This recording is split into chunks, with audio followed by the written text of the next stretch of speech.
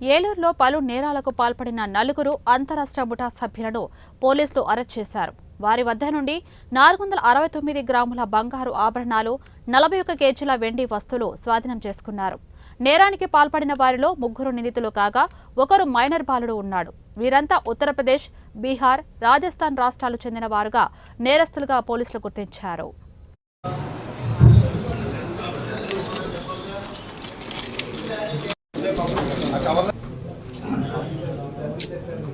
Sir ఈ podium కొద్దిగా ఒకసారి నుంచి పట్టుకోవడం జరిగింది. వీళ్ళ మీద ప్రీవియస్లీ కూడా చాలా ఎక్కువ కేసులు ఉన్నాయి. ఆర్మ్స్ యాక్ట్ కేసు ఉన్నాయి, మర్డర్ కేసు ఉన్నాయి, అటెంప్ట్ మర్డర్ కేసులు ఉన్నాయి. సో చాలా కరడు మోపిన దొంగల్లాగా అనుకోవచ్చు. రీసెంట్గా మన తెలుసు లోకేశ్వరి జ్యువెలర్స్ అని చెప్పి ఈ భోగి ముందు రోజు అటు 13th మధ్యలో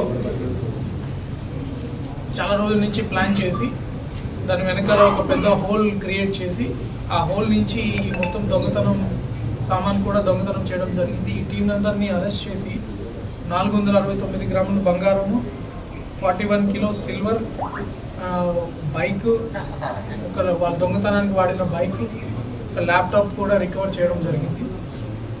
వీళ్ళు ఆ ఒక్క దొంగతనమే కాకుండా కొన్ని ఏలూరు రూరల్ లిమిట్స్లో కూడా కొన్ని దొంగతనాలు చేశారు. ఒక అటెంప్ట్ కూడా చేసి ఫెయిల్ అయింది. ఇది కాకుండా దీనికి ముందు 2022లో కూడా ఒక 3 దొంగతనాలు చేశారు వీళ్ళు. టోటల్ 8 కేసెస్ వీళ్ళని పట్టుకోవడం వల్ల మనకి డిటెక్ట్ అయ్యాయి. 10 కేసెస్ డిటెక్ట్ అయ్యాయి వీళ్ళ వల్ల. దీంట్లో మెయిన్ ముద్దాయిలో వచ్చేసి కుల్దీప్ శర్మ, తర్వాత కుల్దీప్ శర్మ ఇతంది అలియాస్ టీటు.